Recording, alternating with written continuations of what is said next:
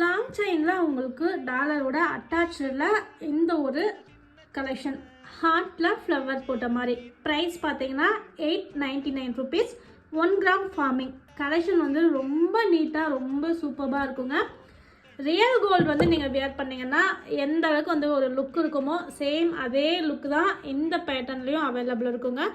நீங்கள் இதை தங்கத்தோடு சேர்த்து போட்டிங்க அப்படின்னா இதில் கவரிங் அப்படின்றது உங்களுக்கு காட்டி கொடுக்காது. ஸோ அந்த அளவுக்கு வந்து இதனுடைய கலெக்ஷன் வந்து நல்ல நீட் ஃபினிஷில் இருக்கும். ஆக்சுவலி என்னுடைய கையில் இருக்கிறதும் தங்கம் தான்.